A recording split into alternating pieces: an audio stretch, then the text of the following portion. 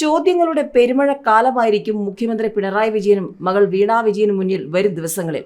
കാരണം ഇ.ഡി. നിയമോപദേശവുമായി മുന്നോട്ട് തന്നെ പോയിരിക്കുന്നു, നോട്ടീസ് അയച്ചിരിക്കുന്നു. സ്വാഭാവികമായും വീണ വിജയന് ചോദ്യം ചെയ്യലിന് ഹാജരാകേണ്ടി വരും. 9 തവണ സമൻസ് അയച്ചിട്ടും ഹാജരാകാത്ത അരവിന്ദ് കെജ്രിവാൾ ഇപ്പോൾ എവിടെയാണെന്നുള്ളത് എല്ലാവർക്കും അറിയാം. ജയിലിനുള്ളിലാണ്.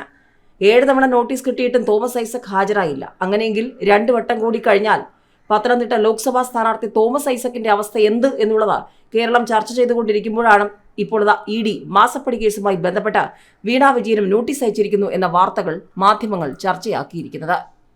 ഏതായാലും കുരുക്കും മുറുകുന്നു. വീണ വിജയന് നോട്ടീസ് അയച്ചിരിക്കുകയാണ്. നിയമോപദേശം തേടിയിരിക്കുകയാണ് ഇ.ഡി. മുഖ്യമന്ത്രിയുടെ മകൾ വീണ വിജയനെതിരെയുള്ള മാസപ്പടി കേസിൽ നിയമോപദേശം തേടി എൻഫോഴ്സ്മെന്റ് ഡയറക്ടറേറ്റ്. വീണ വിജയനും എക്സാലോജിക്, CMRL എന്നീ കമ്പനികൾക്കും നോട്ടീസ് നൽകുന്നതിനാണ് നിയമോപദേശം തേടിയത്. എക്സാലോജിക്കിന് പണം നൽകിയ എല്ലാ കമ്പനികൾക്കും നോട്ടീസ് നൽകും. ശേഖരിച്ച തെളിവുകളും രേഖകളും കേസിൽ നിർണായകമായിരിക്കും. കേസിൽ ഇ.ഡി. അന്വേഷണത്തിന് തടയിടാൻ വീണ വിജയനും എക്സാലോജിക്കും നിയമനീക്കങ്ങൾ തുടങ്ങിയതോടെയാണ് നിയമോപദേശം തേടാൻ ഇ.ഡിയും തീരുമാനിച്ചത്. മാസപ്പടി കേസിൽ ECIR രജിസ്റ്റർ ചെയ്ത് ഇ.ഡി. അന്വേഷണം ആരംഭിച്ചിരുന്നു. ECIR രജിസ്റ്റർ ചെയ്തതോടെ ഇ.ഡി. ഔദ്യോഗികമായി അന്വേഷണത്തിലേക്ക് കടക്കുകയായിരുന്നു. SFOയുടെ അന്വേഷണം പുരോഗമിക്കുന്നതിനിടെ ശേഖരിച്ച വിവരങ്ങൾ അനുസരിച്ച് മാസപ്പടി കേസിൽ വിശദമായ അന്വേഷണം ആവശ്യമാണെന്ന് വ്യക്തമായിരുന്നു. ഇതിന് പിന്നാലെയാണ് ഇ.ഡി. അന്വേഷണത്തിലേക്ക് കടന്നത്. കരിമണൽ കമ്പനിയിൽ നിന്ന് പണം വാങ്ങിയെന്ന കേസാണ് നിലവിൽ അന്വേഷിക്കുന്നത്. നൽകാത്ത സേവനത്തിന് ലക്ഷങ്ങൾ കൈപ്പറ്റിയതാണ് വീണ വിജയനെതിരെ ഉയർന്ന പ്രധാന ആരോപണം.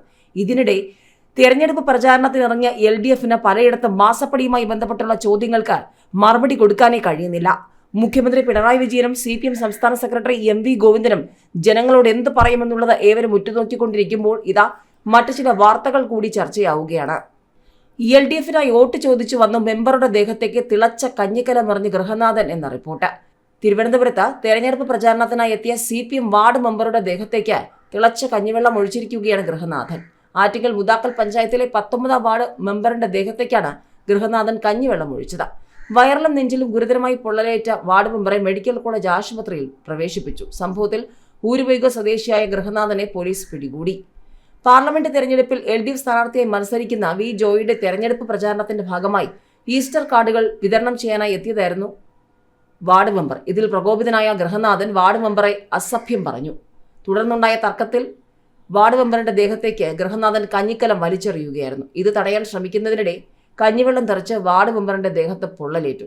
സംഭവത്തിൽ രാഷ്ട്രീയപരമായോ വ്യക്തിപരമായോ വൈരാഗ്യങ്ങളൊന്നുമില്ല എന്നാണ് വാർഡ് മെമ്പർ പറയുന്നത്.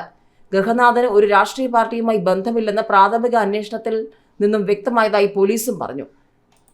ഇതിനിടെ മുഖ്യമന്ത്രിയുടെ നിയമസഭാ പ്രസംഗം വീടുകളിൽ വിതരണം ചെയ്യുന്നു. LDFനെതിരെ പരാതിയുമായി UDF രംഗത്ത് വന്നിരിക്കുകയാണ്. പ്രവർത്തനങ്ങൾ നിർത്തിവെക്കണമെന്നും ആവശ്യമുണ്ട്. ആറ്റിങ്ങൽ പാർലമെന്റ് മണ്ഡലത്തിൽ LDF നടത്തുന്ന തെരഞ്ഞെടുപ്പ് പ്രചാരണത്തിനെതിരെ പരാതിയുമായി UDF രംഗത്ത് വന്നിരിക്കുകയാണ്. മണ്ഡലത്തിൽ LDF പ്രവർത്തകർ പബ്ലിക് റിലേഷൻ ഡിപ്പാർട്ട്മെന്റ് അച്ചടിച്ച മുഖ്യമന്ത്രിയുടെ നിയമസഭാ പ്രസംഗം എന്ന പുസ്തകം വീടുകളിൽ നൽകുന്നതിനെതിരെയാണ് UDFന്റെ election committee chairman advocate Karakulam Krishnapillai തെരഞ്ഞെടുപ്പ് കമ്മീഷന് പരാതി നൽകിയത്. സർക്കാർ സംവിധാനങ്ങളെ തെരഞ്ഞെടുപ്പ് പ്രചാരണത്തിനായി ഉപയോഗിക്കുന്നത് തെരഞ്ഞെടുപ്പ് പെരുമാറ്റച്ചട്ടങ്ങൾക്ക് വിരുദ്ധമാണെന്നും പരാതിയിൽ ചൂണ്ടിക്കാട്ടിയിട്ടുണ്ട്. തെരഞ്ഞെടുപ്പ് കമ്മീഷൻ അടിയന്തരമായി ഇടപെട്ട് ഇത്തരം പ്രവർത്തനങ്ങൾ നിർത്തിവെക്കാനുള്ള നടപടിയും LDF പ്രവർത്തകർക്കെതിരെ അച്ചടക്ക നടപടി സ്വീകരിക്കണമെന്നും UDF ആവശ്യപ്പെട്ടു.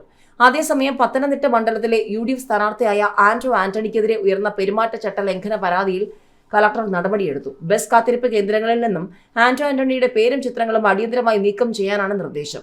LDFന്റെ പരാതിയിലാണ് നടപടി. ആന്റോ ആന്റണിയുടെ വികസന ഫണ്ട് ഉപയോഗിച്ച് നിർമ്മിച്ച 63 ബസ് കാത്തിരിപ്പ് കേന്ദ്രങ്ങളിലെയും 20 മൊബൈൽ ടവറുകളിലെയും സ്ഥാനാർത്ഥിയുടെ പേര് മറച്ചുവെക്കാൻ നടപടി വേണം എന്നായിരുന്നു LDFന്റെ ആവശ്യം.